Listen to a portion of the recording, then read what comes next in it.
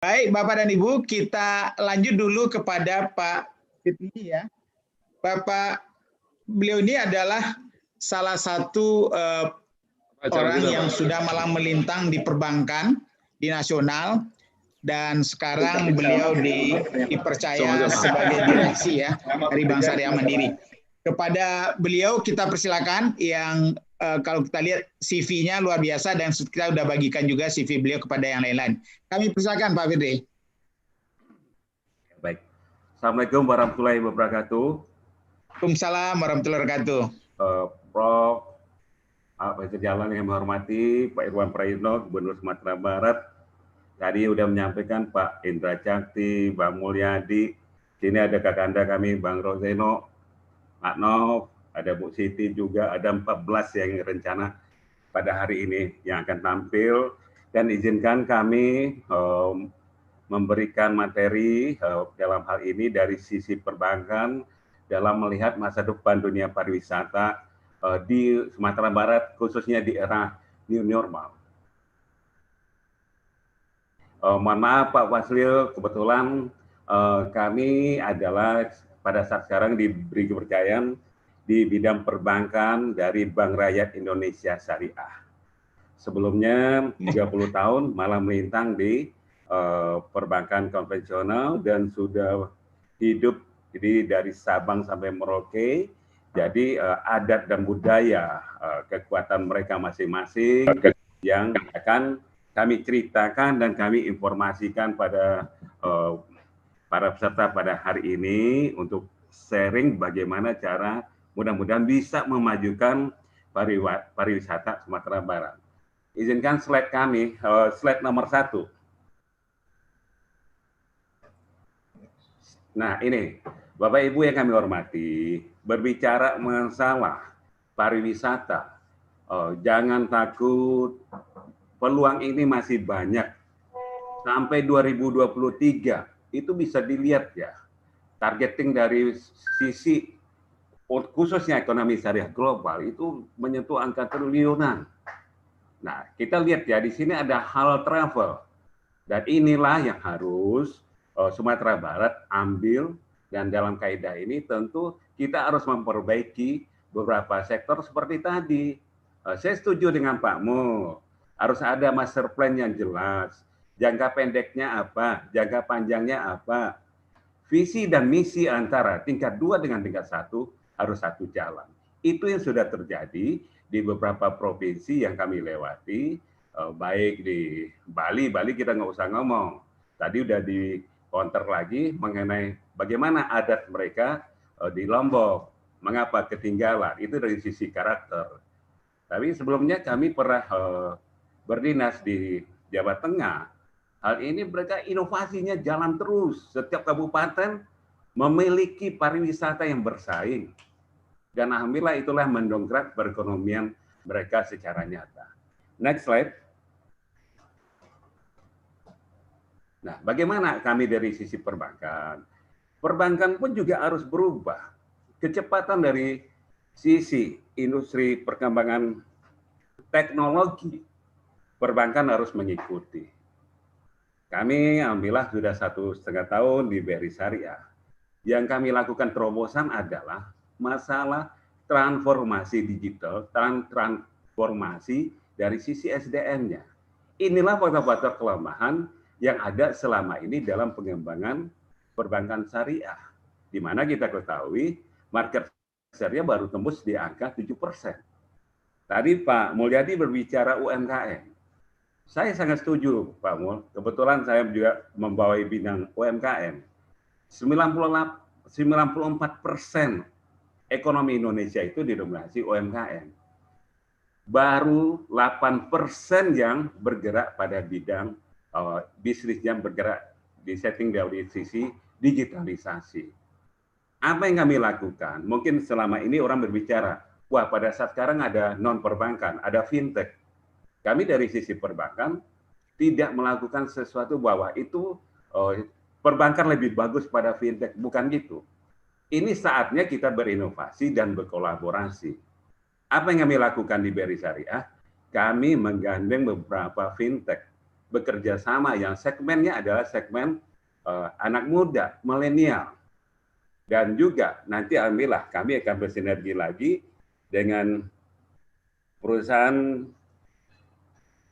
jasa raharja. Nanti jasa raharja itu Pak Prof. Fazlil, jauh sebelum, misalnya 1 jam sebelum kita nyampe di tempat peristirahatan SPBU, kita sudah bisa pesan makanan. Dan kita juga tahu bahwa di sana parkirnya penuh. Disarankan pada nanti ke depannya untuk parkir atau istirahat di SPBU selanjutnya. Jadi perkembangan digital ini harus kita ikuti semua. Dan alhamdulillah BRI Syariah digandeng oleh pihak jasa raharja. Next slide. Di sini kami berbicara, slide selanjutnya. Nah, inilah faktor-faktor yang menjadi pada saat ekonomi pada decoding of COVID pada saat sekarang, seperti dilihat dari slide ini, memang travel mengalami salah satu yang minus ya, potential loss. Begitu juga kita lihat kunjungan bulanan wisatawan mancanegara juga datar. Bukan berarti minus, tapi ada. Bali masih jalan. Ada beberapa tempat yang masih jalan, tapi dari sisi omset memang menurun. Kita lihat lagi bagaimana di kunjungan di BIM kita, data 2018 sampai 2020 memang merah. Nah, ini faktor ini yang harus kita evaluasi. Ngapa ya merah? Ada apa? Next slide. Setelah pandemik berjalan, ternyata hasil survei Bapak Ibu yang kami hormati, polling yang paling banyak dipilih oleh masyarakat karena udah butuh refreshing adalah pergi ke tempat wisata. Nah, ini yang harus kita tangkap. Banyak sekali sekarang di Bandung itu udah 3 tempat baru. Di saat orang pada posisi calling down kayak gini, sinergi investor tadi itu harus berani masuk. Hitung-hitungannya harus tepat. Kita mau menjual kemana? Itu master plan itu harus jelas semua. Di Semarang tuh ada 3 tempat saat kondisi ini mereka membangun. Jadi memang jangan takut. Insya Allah pariwisata ini kedepannya Sumatera Barat itu terkenal dengan alam yang bagus. Karena kami udah keliling jadi hidup di seluruh Indonesia. Tinggal beberapa aspek yang harus kita perbaiki. Dan kami melakukan inovasi digital penting. Penekanan kami di sana. Lanjut. Kami bercerita sedikit di sini langkah-langkah yang perlu dilakukan. Kalau dari sisi perbankan dengan mitranya, kita lihat di sebelah kiri ada 5 step yang harus dilakukan. Mengatur cash flow usaha, menerapkan protokol kesehatan, inovasi diversifikasi produk seperti tadi, bersinergi, strategi marketing baru. Nah, kami melakukan di sini layanan perbankan digital. Sebelumnya BRI Syariah ini manual untuk aplikasi pinjaman, saat sekarang kami sudah menerapkan digital e-commerce, dan pada saat sekarang juga kami lakukan pengembangan tahap kedua. Kami ada Salam Digital BRI Syariah. Ini bisa orang mengakses langsung dari rumah untuk mengajukan aplikasi pinjaman. Saran kami untuk pengembangan pariwisata di Sumatera Barat, istilah kami kita harus pakai satu slogan cadia. Tentu di sini cadianya harus cadia pandai, bukan cadia buruan. C yang pertama masalah karakter. Karakter kita, budaya kita harus berubah, culture-nya harus melayani. Dan tadi saya setuju, kearifan lokal kita pertahankan. Yang kedua, kita memang harus sadar, rezeki semua itu adalah rahmat dari Allah. Begitu kita komit dengan apa yang dilakukan, insya Allah Allah memberikan rezekinya pada umatnya. D, digital, dedication, dan distribusi. Kita tahu ada rendang. Semua makanan, jengkol pun sekarang enak. Kami waktu dinas di Sumatera Barat, yang kami kejar adalah edukasi cara teman-teman bertransaksi pakai non-cash, pakai alat edisi. Itu minta ampun, sama sekali minta ampun. Termasuk Transpadang, bagaimana kami meyakinkan Pak Wali Kota, berbicara dengan kepala dinasnya mentah, Pak. Karena culture kita itu, kalau bisa milah, mengapa harus jalan? Padahal di dunia lain, semuanya sudah cashless. Digital, informasi mana kita sekarang mengenai pariwisata kita ini sampai ke internasional. Itu harus dipelihara kerjakan, diupdate terus. Dedikasi yang bagus juga harus dari pemilik, stakeholder, dan juga dari pekerja. Ini harus sinergi. Jadi nggak bisa dalam melayani orang, contohnya sambil main HP. Itu nggak ada di tempat lain. Pendistribusian, posisinya harus dengan paket-paket yang menarik. Harus diyakinkan bahwa barang itu sampai tepat waktu. Nah, di sini kami berbicara inovasi, ya inovasinya sudah harus berjalan di posisi visi dan misi yang sama tadi. Poin A kita ada adaptif dan agile. Kondisi udah kayak gini. Tuntutan para pelaku pariwisata adalah bagaimana kondisi kita aman, nyaman, dan ramah. Poin yang selanjutnya adalah poin K. Kolaborasi, komunikasi, dan komitmen. Seperti tadi kami beri contoh, kami berkolaborasi beberapa dengan fintech. Alhamdulillah nanti bisa dilihat dengan hasil kerja. Jadi kita berbicara, begitu kita mengelola big data, begitu kita punya visi misi yang sama, begitu kita punya komitmen yang jelas, jangka pendek itu apa, jangka panjang apa, insya Allah itu akan kita evaluasi, kita perbaiki apa yang harus kita perbaiki. Saya yakin Sumatera Barat mempunyai alam yang bagus. Beberapa pedagang-pedagang yang kami datangi di Sumatera Barat, walaupun 8 bulan ya, kami sama Pak Iwan Praetno sering membahas masalah UMKM. Kami sebagai putra daerah sangat senang bisa meyakinkan, Bapak Ibu Uni Sadonya bertransaksi lah pakai digital, semuanya akan mudah. Begitu juga yang kami lakukan di Derawan, waktu kami dinas di Kalimantan. Para turis kebingungan, mereka bawa kartu kredit, tapi di sana belum ada alat gesek untuk berupa edisi. Kami lakukan. Jadi inilah adaptif agile pada saat sekarang, kolaborasi ini, komunikasi yang bagus dibangun. Itu harus ada konten kita yang selalu membangun hal-hal yang positif.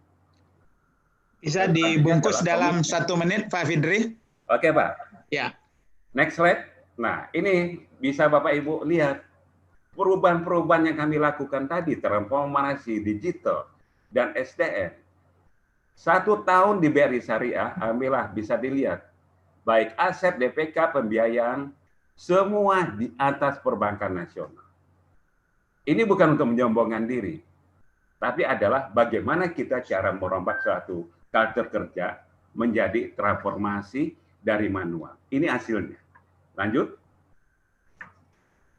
Nah, penghabisan saat COVID ini, kami pakai pepatah selalu, Pak Fasli, alam tak kambang jadi guru, lautan sakti rantau batuah. Bisa dilihat ya, 2018, BRI Syariah itu cuma tumbuh 4,9 T dari sisi pembiayaan. 2019, kami 8 bulan bergabung di sana, angkanya naik menjadi 6,5 T. Dan alhamdulillah, pada saat COVID 2020, angka kami bisa menembus 18,6 T. Kenapa? Jangan lupa, syariah adalah pahamnya bagi hasil. Saat naik kita bayarnya banyak. Saat omset turun. Inilah yang selalu kami edukasi, kami komunikasikan. Next slide. Baik kepada media-media, CNBC, kami sering webinar, dan alhamdulillah kami diberi penghargaan untuk UMKM, penghargaan dari sisi digital. Strateginya adalah berkomunikasi dan kolaborasi. Kalau kami tidak melakukan kayak gini, omset dari market share dari syariah itu akan tetap terus. Ini strategi kita lakukan dengan media yang bagus, kita sampaikan prediksi ke depan. Alhamdulillah dirahmatin oleh Allah, kinerja BRI Syariah pada sekarang lebih bagus. Kami yakin posisi pariwisata, kami juga membiayai pariwisata yang halal. Mungkin itu Pak Basli, lebih kurangnya kami mohon maaf, berikhtiar maksimal, tawakal pada Allah, insya Allah rezeki itu ada. Terima kasih banyak Oke, Pak Fitri. Wassalamualaikum warahmatullahi wabarakatuh. Waalaikumsalam warahmatullahi wabarakatuh. Mohon maaf tadi ya, beliau adalah Direktur Retail, Bisnis dan Retail ya Pak Fitri ya, dari Bank Rakyat Indonesia Syariah yang sudah melejit menjadi hampir 19 triliun ya. Luar biasa. Kalau dari 1,6 itu udah 15 kali lipat itu ya kenaikannya. Itu Alhamdulillah. Pencairan Prof pada saat 2020 sampai September. Jadi kan kalau Prof dengar perbankan lain minus ya. Nah, itulah bedanya dengan perbankan syariah. Iya, baik. Terima kasih.